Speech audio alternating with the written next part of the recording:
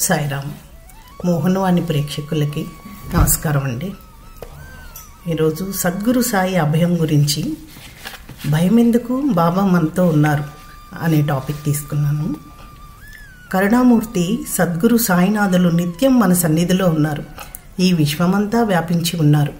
ఎక్కడ, ఎప్పుడు, ఎవరు ఎలా తలుచుకుంటే అక్కడ, అప్పుడు వారికి తగిన విధంగా తానున్నానని రుజువు చేస్తున్నారు. ఆర్తులని ఆదుకుంటున్నారు, భక్తులని ఉద్ధరిస్తున్నారు. నిజానికి తలవకున్నా పిలవకున్నా కూడా మన వెంట ఉండి కాపాడుతున్నారు. నిత్యం ఆ తండ్రిని స్మరిస్తూ, ఆయన లీలలు మననం చేస్తూ, సాయినామం జపిస్తూ, అవసరంలో ఉన్న సాటి వారిని ఆదుకుంటూ, వారికి చేతనైన సాయం చేస్తూ ఉంటే నిత్యం బాబా సమక్షంలో ఉన్నట్లే.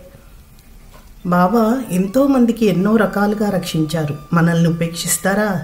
ఎంత మాత్రం ఉపేక్షించరు. ఇల్లు, వాకిలి, పెళ్ళిళ్ళు, సంతానం, ఉద్యోగం, వ్యాపారం, సంపద, ఎవరికి ఏది ఎంతవరకు మేలు చేస్తుందో అంతవరకు అనుగ్రహిస్తారు. బాబా మనల్ని ప్రేమ అనే అమృత వర్షంలో తడుపుతారు. కంటికి రెప్పలా కాపాడుతారు. మంచి దారిలో నడుపుతారు. భక్తి ఉంటే చాలు మనకి లొంగుతారు. ఈ విషయంలో ఆయన ప్రేమకు పాత్రుడైన మహల్సాపతి మనకి ఆదర్శప్రాయుడు. బాబాను శరణు కోరితే వ్యామోహాలు నశిస్తాయి. పెడదారిన వెళ్తున్న వారిని అవసరమైతే కొద్దిగా భయపెట్టి కానీ, శిక్షించి కానీ మంచి దారిలో పెడతారాయన. దాసుగణుని అలాగే కాపాడారు. మరి ఆయన సచ్చరిత్రను తెలుసుకున్న వారికి వ్యామోహం, స్వార్థం, అహంభావం ఉండవు. సాయిలీలా సుధను గురోలిన వారిని, వారి భారాన్ని ఆయనే ప్రేమతో మోస్తారు. వారికి తృప్తిని ఇస్తారు. హేమాత్ పంత్ని అలాగే కాపాడారు. వేదాలు చదివిన, యోగ సాధన చేసిన, ప్రత్యక్ష దైవమైన సద్గురుని కరుణకు అవి సాటిరావు. ఉపాసిని బాబా విషయం గుర్తుకు తెచ్చుకుందామా? భక్తులకు మంచి చేసే కోరికలు ఆయన తప్పక తీరుస్తారు. కపలదే విషయంలో అలాగే జరిగింది. మరి ఇంకొకరి మాట మనకెందుకు? మదిలో సాయిని నిలుపుకుందాం. పని మనది, ఫలితం బాబా చేతిలో పెడదాం. అప్పుడు నాచినేని కాపాడినట్లే మనని కూడా కాపాడుతారు. సద్గురువే మన జీవదాత. అన్నీ ఆయన దయవల్లే మనకు వచ్చాయి అనుకుంటే ఏ భయమూ ఉండదు. దామ్యాకు బాబా అదే చెప్పారు. మనము అంతే. బాబానే మన సర్వస్వం అనుకుందాం. భారం మోపుదాం. అప్పుడు ఆయన శ్రీమతి తారాబాయి తర్కణ్ను కాపాడినట్లే మన్ని కూడా కాపాడుతారు. రాత్రింపగళ్ళు మనకు కాపలాగా ఉంటారు. సాధువులందరూ సాయి రూపాలే. నీ నా భేదం నుంచి ఆయన్ను ధ్యానిస్తే జస్టిస్ రేగేలాగానే మన్ని కూడా తరింపచేస్తారు. మంచి దారి చూపి, ధైర్యం చెప్పి మన బాధ్యత తీసుకునే సద్గురువు షిరిడీ సాయిబాబా. ధూమాల్ వృత్తాంతం ఒక్కసారి గుర్తు తీసుకుంటే మనకు ఆ విషయం తెలుస్తుంది. లౌకిక సుఖాల కోసం బాబాను చేరినా ఆయన పాదసేవ వల్ల మనకు అన్నిటా మంచే జరుగుతుంది. బాబా మనల్ని చక్కదిద్ది ఆధ్యాత్మిక దృష్టి ప్రసాదిస్తారు. సాటే విషయంలో అదే జరిగింది. రేపేమవుతుందో అన్న బెంగ ఎందుకు? బాబా చెప్పుకున్న తర్వాత ఏ బెంగ అక్కర్లేదు. నార్కేని ఆదుకున్నట్లే మనల్ని కూడా ఆదుకుంటారు. బాబాపై అనురాగం, ప్రగాఢమైన నమ్మకం ఉంచి ఆయన లీలలు మననం చేద్దాం. అప్పుడు మన దృష్టిలోపం పోతుంది. సందేహాలు తీరుతాయి.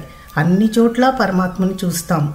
నారాయణాశ్రమం టోసర్ అనే భక్తుని అనుభవం కూడా ఇదే. మరి ఇంద్రజాలం, క్షుద్ర విద్యలు మనకొద్దు. వాటిలో సుఖం లేదు. అవి ఆత్మజ్ఞానానికి పనికిరావు. ఈ విషయాన్నే కుసాబావుకి బాబా చెప్తారు. లోకులు ఏమనుకున్నా మనకు అనవసరం. మనం బాబానే నమ్ముకుందాం. ఆ విధంగా నమ్మిన వారి సంగతి ఆయనే చూసుకుంటారు. ఎండబ్ల్యూ ప్రధాన్ జీవితం ఇందుకో ఉదాహరణ. మనస్సు, మాట, పని ఒకే శృతిలో ఉంచి మన ధర్మం మనం నెరవేరుద్దాం. అప్పుడు బాబాను చేరే మార్గం కనిపిస్తుంది. గాల్వంకర్ అనుభవం కూడా ఇదే. దేవుడు మనకిచ్చిన చదువును, డబ్బును నిర్మలమైన భక్తితో ఆయనకే సమర్పిద్దాం. అప్పుడు బూటీలాగా మనకు ఇహపరాలు చేకూరుతాయి. అనురాగంతో, వాత్సల్యంతో అందరినీ ఆదరిద్దాం. అప్పుడు బాబా బైజాబాయి కుటుంబానికి ఇచ్చినట్లే మనకు కూడా 1000 రెట్లుగా రక్షణ సమకూర్చుతారు. సాధువుల సాంగత్యం ఉత్తమం. ఇతరుల మాటలతో పని లేకుండా మనమే అనుభవం ద్వారా తెలుసుకోవాలి. మన అనుభవాన్నే మనం అంటిపెట్టుకుందాం. బీవీ దేవ్ ఇందుకొక ఉదాహరణ. మనసులో భక్తిని నింపుకొని బాబాను సేవిస్తే ఏ కొరత రాదు. అనవసరంగా బాధపడే పరిస్థితి ఉండదు. నిమోంకర్ అనుభవం ఇదే కదా. నిస్వార్థంగా పనిచేద్దాం, అందరినీ ప్రేమిద్దాం. అప్పుడు అబ్దుల్ బాబాని దీవించినట్లే మనను కూడా బాబా దీవిస్తారు. మనకే భయమూ అక్కర్లేదు. తనను గుర్తించలేని భక్తులను తామే దగ్గరికి తీసుకుని బాబా చక్కదిద్దుతారు. రామదాసిని, భాటేని ఇలాగే సంస్కరించారు కదా. నిత్యం బాబాను సేవిద్దాం, శ్రద్ధాభక్తులతో సాయినామం జపిద్దాం. అప్పుడు చంద్రాబాయి ఓర్కర్ కుటుంబాన్ని కాపాడినట్లే మనల్ని, మన కుటుంబాల్ని కూడా బాబా రక్షిస్తారు. దురహంకారం, కోపం అనే శత్రువులని నిర్మూలిద్దాం. లౌకికమైన కోరికలు మనకు వద్దు. వైరాగ్యం, నిర్మల భక్తి ఉంటే బాపూసాహెబ్ జోగ్ను, బూటీని కాపాడినట్లే మనను కూడా ఆదుకుంటారు బాబా. సద్గురు సాయిపై భక్తితో, అనురాగంతో సమర్పించింది కొంచెమైనా ప్రేమతో స్వీకరించి ఎన్నో రెట్లు తిరిగి మనకే ఇస్తారాయన. అన్ని జీవుల్లోనూ ఆయననే చూద్దాం. తర్కడ్ కుటుంబంలాగా సాయి రక్షణ చక్రంలో నిశ్చింతగా జీవిద్దాం. సద్గురువులందరూ అవతారమూర్తులే. ఏ సందేహమూ లేకుండా ఒకే లక్ష్యంతో వారిని సేవిద్దాం. చపల చిత్తం విడిచి అందరిలోనూ సద్గురువును చూస్తే బాబా మనల్ని కాపాడుతారు. అవస్థే జీవితం ఇందుకో ఉదాహరణ. కలిమిలేములు, సుఖదుఖాలు అనేవి పూర్వ కర్మఫలాలు. బాబాను ఆశ్రయించిన వారి మోహబంధాలు నశిస్తాయి. బివి నరసింహస్వామి గారి అనుభవం కూడా ఇదేగా. బాబా విగ్రహము, బొమ్మ, ఫోటో, చిత్రపటం అన్నీ సమానమే. అన్నిటా బాబా ఉన్నారు. అన్ని ప్రాణుల్లోనూ ఆయనే ఉన్నారు. ఈ విషయం తెలిసి చరించిన బాలబువా సుతార్ ధన్యుడు కదా. మనం కూడా అలాగే ధన్యులం కావాలి. సమస్యలన్నిటికీ బాబా దగ్గర పరిష్కారం దొరుకుతుంది. ఇందుకు బాబాకి మనం ఇవ్వవలసిన దక్షిణ విశ్వాసం, ఓపిక, శ్రద్ధ, సబూరి అనే 2 పైసలు మాత్రమే. మనకు బాబాకు మధ్య ఎవరూ మధ్యవర్తులుగా అక్కర్లేదు.